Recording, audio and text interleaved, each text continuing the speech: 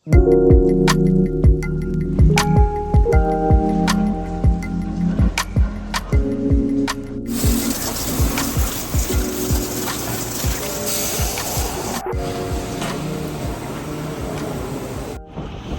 naman ang aming trabaho. Buti na lang guys, mainit na dito. Itong mga damong to, i-harvest din yan, kasama yan sa pagkain. Yan, pati ito. Kaya hindi ito maipasemento ni boss lahat kasi nga nagagamit din niya, napapakinabangan din niya lahat ng damong tumutubo na yan. Ayun, yung parte doon, tataniman na yon ng mais, malapit na. Ano ba ngayon? Ngayon is April, second week ng May. Nag-start sila magtanim, and then May, June, July, August, bago ina-harvest na nila. And then yun na yung pakain dito sa mga dito tayo dumaan guys. Sa loob ng mga guya. Ayan. Ayan. Ay, mga guya maliliit. Nakita nyo? Nalagaan yan, tapos palalakihin. Pagtagal, yan din naman yung gagatasan. Ayan, yung mga maliliit na yan. Iba yung nakapwesto dito. Dito nakapwesto sila Herbert. Tsaka tong dalawang yan. Yung isang Meksikano at tsaka isang matanda na matagal na dito. Sabi nga ni boss, maliit pa siya. Na dito na yon, nagtatrabaho na. I think 70 years old na. May mga nag-i-stay naman talaga dito sa farm. Kasi may mga nakukuha din naman kasi ditong kagaya nung libreng baka. So sayang din yon. Tapos yung egg. Tapos minsan binibigyan pa kami ng gulay, sausage, yung mga ganun. So talaga nakaka-save din kahit na sabihing hindi man kami ganun kataas yung salary. Pero sabi nga nung mga tumatawag sa akin subscribers na sir, mag-upgrade ka ng ganito, ng ganyan. Tinuturuan nila ako Kaya salamat po doon sa mga tumawag nung minsan na tinuturuan ako kung ano yung magandang upgrade na gawin ko pag once lumabas yung PR ko. So ngayon, kaka-out ko lang. Yung kung natatandaan nyo, yung pinuntahan natin nung minsan sa Langley na nabili ko na mugs at saka yung may tire na kasama. So may buyer akong parating. Ito, inaantay ko na siya kasi sabi ko, ngayon yung oras ng out ko. Sana mabenta na ngayon kasi check down niya muna And then after that, may kukunin uli akong mugs. Samahan nyo uli ako. Kasi pagkabenta nun, aalis uli ako at may kukunin uli ako guys. So kakain lang ako tapos antayin ko na yung buyer. Samahan nyo ako guys.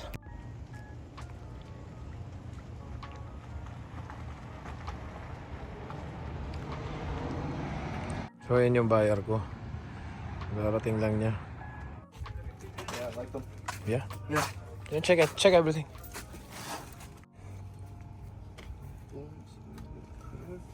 Perfect. Thanks. No problem. Okay. Into the car here. Small car, but yeah. What's the problem? My car's in the shop right now, so. So ayan na. Na-solve na natin. Ito yung nabili ko lang nung minsan. So ito na. Na-dispose ko na rin siya kagad. Layo pa ng pinanggalingan ng buyer ko. From Vancouver pa. Yung minsan pinaghirapan natin, ito. Nabenta ko na kagad siya. Na siguro tumagal lang siya ng 1 week. 1 week lang siya nung kinuha ko. And then nabenta ko siya ng times 4. Kaya sabi ko nga sa inyo guys, ganun lang yung diskarte ko. So ililigpit muna natin tong kalat kasi ayun. Paalis na yung buyer ko. Babalik na uli ng Vancouver. A few moments later. So nakakuha uli ako ng dito. Nabili ko lang dito sa Abbotsford lang din. Si Sir yung may-ari. Bale, yan, dinayo ko pa siya dito sa bahay nila.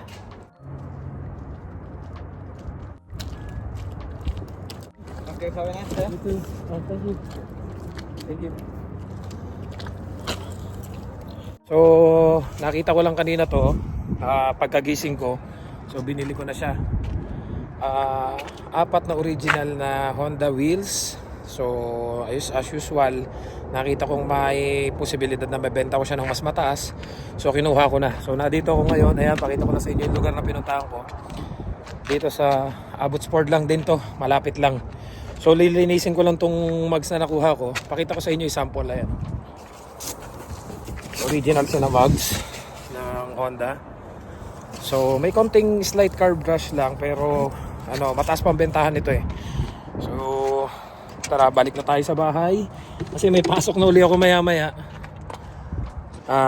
linisin ko lang to saglit and then may post ko na sa marketplace para maging pera na. A few moments later.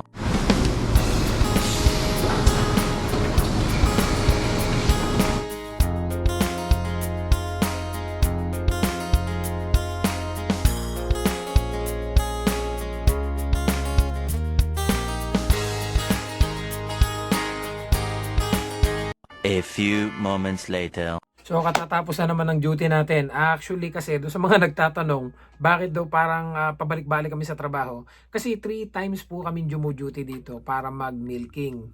Ang first duty po namin is 6 in the morning, and then 2 o'clock in the afternoon, and then 10 o'clock in the evening. So 3 times po kaming nagmi-milking. Kaya 3 times po kami pabalik-balik sa farm, which is ito lang naman yung bahay namin, and then 1 minute away lang naman yung trabaho namin. So, let's say nag-milking kami ng alas 6 ng umaga hanggang ano po yun, mga 4 hours po. Depende po. Minsan kasi natatagalan kami pag medyo may mabagal na baka or may nadapa. 6, and then 7, 8, 9, 10.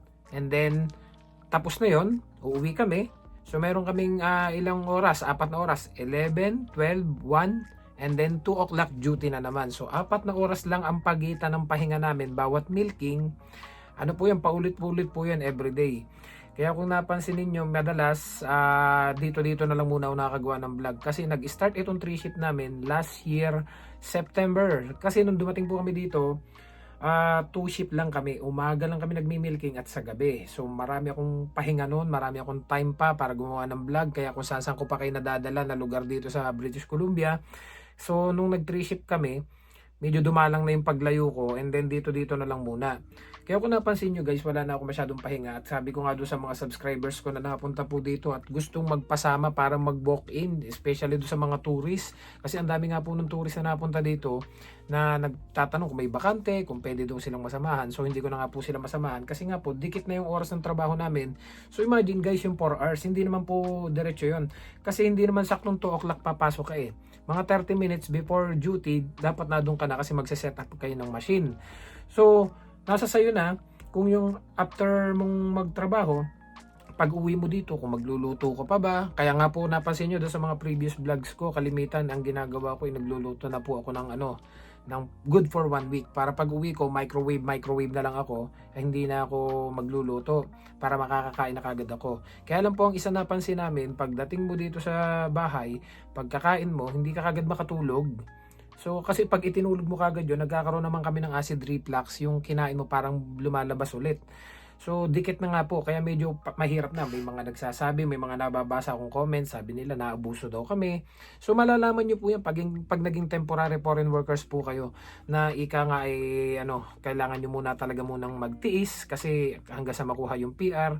Kung talagang di ka masaya, di lumipat ka. Pero kasi po dito naman, ang kagandahan ay bawi sa sahod. Malaki-laki naman po yung sahod compare dun sa 2 shifts kami. Pero nito pong huli kasi, medyo nagre-request na po kami na kasi na magdagdag ng tao para gawin 2 shift na ulit. Kasi yun naman po yung usapan namin nila boss, na kung sakaling hindi nyo kakayanin, magdadagdag ako ng 1 tao, and then yung idadagdag ko 1 tao para maging 2 shift kayo, para kahit paano may pang-alternate do sa isang shift na hindi nyo mapapasukan. Pero kung napansin nyo naman po, ang ginagawa ko, pag out ko sa umaga, nakaka-sideline pa ako, nakakahanap pa ako ng ibang racket. Kagaya nga na lang nitong mga nakuha kong gulong na benta ko kanina. Tapos, pagka alis ng buyer ko, may pinuntahan pa ako dito sa Abbotsford, may nakuha pa akong pambenta ulit. Siguro po dahil nakuha ko na rin yung tamang tulog at yung pahinga, para sa akin sapat na. Pero sa totoo lang po, naniniwala ako na kapag inaabuso mo yung katawan mo, may balik yan pag umiidad tayo eh. Kaya nitong huli, nag-suggest kami kay boss na baka pwedeng ibalik kami sa 2 shift. Well, pumayag naman po siya. Kaya ito, nagkumuha na ng 1 tao, nakakuha na. So nung nakakuha na, ibabalik na rin kami sa 2 shift next week.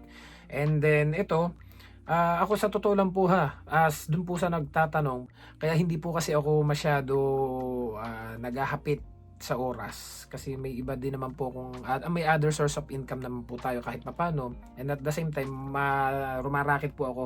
Yung diskarte ko sa Pilipinas, ika nga inadala ko dito.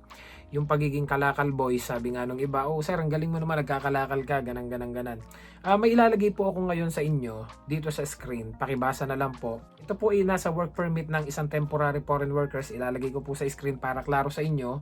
Nakalagay po dito sa conditions, dito na lang po tayo mag-focus sa 3, 4, and 5. not authorized to work in any occupation other than stated, not authorized to work for any employer other than stated, not authorized to work in any location other than stated. So, yan po yung nakalagay sa isang work permit ng isang temporary foreign workers. So, dun po sa may mga nagsasabi, oh, Perds, ano ba yan? Bawal yan, rumarakit ka ng ganan-ganan. Ang totoo po niyan, nakalagay naman po dito sa ating work permit, hindi ka pwedeng magtrabaho sa ibang employer. Hindi naman po ako nagtatrabaho sa ibang employer. Ang employer ko po iisa lang. Hindi din po ako nagtatrabaho sa ibang lugar, kagaya po na nakalagay dito. Which is, may mga employer akong nalalaman diyan ng mga ang work permit is British Columbia, binabato nila sa ibang province, pero ang hawak na work permit ay yung British Columbia, which is bahala sila doon, buhay nila yon. Ngayon ako po, sinusunod ko po ito, nakalagay po dito, hindi ka pwede magtrabaho sa ibang employer. Ako po, isa lang po yung employer ko. Ano po ba itong ginagawa ko? Actually, naitanong ko na to sa mga consultant na kakilala ko at saka sa mga citizen na dito matatagal na. Sabi nga nila, wala namang masama sa ginagawa mo na yung item, binili mo, so that means sa'yo na yan. So kung sa'yo na yan, wala namang nagsasabing bawal magbenta ng mga personal nilang gamit sa marketplace. So itong mga gamit na binebenta ko, actually itong mga luma kong gamit, pag binenta ko, cellphone ko luma, pag binenta ko sa marketplace, cash, wala namang problema, gamit ko po yan Yun nga po, kanya-kanya lang po tayo ng diskarte. Hindi ko lang po lubos maunawaan yung iba nating kababayan. Bakit pag nakikita nga ako'y gumagawa ng ganito, wala naman po akong tinatapakan tao at kinukuha ko naman po itong aking mga ganito ay sa malinis na paraan. Hindi ko naman po ito ninakaw. Ay ang dami pa rin nasasabi ng iba nating kababayan. Kaya hindi ko na lang po pinapansin. Ngayon, dun nga po, kaya balik tayo doon sa nasabi ko nga kanina. Kaya po ako nagre-request din na nagsabi na rin kami na baka pwedeng mag 2 shift na lang kami at hindi na namin pasukan yung isang shift at sangatan na kami ng ibang tao. Kasi meron din naman po akong mga ibang bagay na pinagkakaabalahan. Hindi lang po itong pagtatrabaho dito sa dairy farm. Aminin ko po sa inyo, marami pong salamat sa inyo sa lahat ng sumusuporta sa channel natin na kahit papano yung nagsasabing marami sila natututunan, naging inspirasyon daw nila yung buhay ko from wala talaga, kahit papano nakatungtong tayo dito sa Canada at naghahanap buhay. Bukod po kasi dito sa kinikita ko sa dairy farm, may mga sponsorship po tayo natatanggap, which is marami pong salamat. Ito, lagay ko sa screen, maraming salamat sa apolloscooter.ca na pinadala nila ako na scooter. Ito, which is nagagamit naman natin at kahit papano malaking bagay din na makakatulong. So may mga sponsorship po tayo nakukuha, and then ito po-promote ko na nga din pala sa inyo guys. Maraming salamat sa inyo. Maraming salamat sa Timo sa pagpapadala sa akin ito. Gagawin ko to ng vlog sa mga susunod na araw. So itong Timo nga pala is online shopping dito, yung online marketplace sa para siyang sa Pilipinas sa atin, Shopee, ganon. So ito yung murang bilihan ng kahit na anong mga gamit na kailangan ninyo na hindi na kayo maggagasolina kung saan pa. So parang Shopee siya. So ito nga pala yung mga pinadala nila sa akin guys. So pakita ko na lang sa inyo. Mga car accessories. Salamat Timo. Sa ito yung car seat cover, and then itong armrest, and then itong mga air freshener and car decals, and then itong eyebrow ng side mirror, and then marami pa pong iba. So maraming salamat Timo sa pag-sponsor at pagpili sa Perds TV channel para i-promote ang Timo application, which is gagawin ko ng vlog sa mga susunod na araw. Kaya po nag-request na rin ako ng 2 shifts kahit papano, kasi hindi ko na po natututukan yung iba kong pinagkakaabalahan at ginagawang kagaya nitong aking sponsorship. Ang iyo ko lang po talagang i-accept is yung sugal. Hindi po ako napayag, hindi ko po ina-accept yung sugal kasi ang daming nagme-message sa akin. Actually, 5 na yung binaliwala ko, nababayaran daw nila ako. Ipo-promote ko lang every end of my video is sugal. Ayoko po kasi ng ganun kasi unang-una hinihikayat ko kayo na mga nagtatrabaho kayo, mag-ipon kayo, isave niyo yung sahod nyo kasi hindi po biro ang perang pinaghirapan natin. And then at the end of my video, yayain ko kayo magsugal. Ako po ay against dun sa mga content creator, vlogger na na talagang hinihikayat kayong magsugal kasi po para sa akin po hindi ko gusto talaga ang sugal. Walang nananalo sa sugal. Kaya po kahit sabihin kikita ko pag sa kada promote ko ng sugal, kasi yung iba vlogger sa totoo lang, may nakita ako na ang ganda ng content niya, talagang makabuluhan, nakaka-inspire, biglang at the end of the video yayain kayo magsugal, tumaya kayo sa ganito. So yun po yung hindi ko talaga ina-allow dito sa channel ko. Kahit pa sabihing magkakapera ako, pero feeling ko na may buhay akong masisira kapag yung tao ay nalulung sa sugal instead na ipambili na niya ng bigas o pagkain do sa pamilya niya. Well anyway guys, bago ako matulog kasi papahinga na rin ako. Kaninang umaga kita nyo naman, duty ako, nagmilking tayo. And then after that, pag uwi ko may bayar akong dumating. And then may nakita na naman ako na pwedeng ibenta. So kinuha ko naman yung mugs. Pagka uwi ko dito, dumuti ulit ako, di na ako natulog. And then after ng duty, ito naligo pa ako. And then ito nga, ginawan ko lang muna to ng vlog. Shoutout ko nga lang pala muna guys yung mga nagpapa-shoutout kasi napakarami na nila. So shoutout nga pala kay Ariel Lubano, idol, pa-shoutout kaboses mo si DJ Papa Dudut. Jocelyn Kabangan 98985 watching from Bahrain. Shoutout po. Kay Jessa Digi Jr. 6397 idol, silent viewer niyo po ako. Shoutout naman. And then kay Romel TV 2605 shoutout idol Ferds from Ottawa. Kay Joyce Nel Melka, hello Sir Ferds, good day, pa shoutout naman dyan. Kay Clarbin J. Dio 2730 pa shoutout boss. Kay Dison Family Ontario Canada, shoutout mga idol.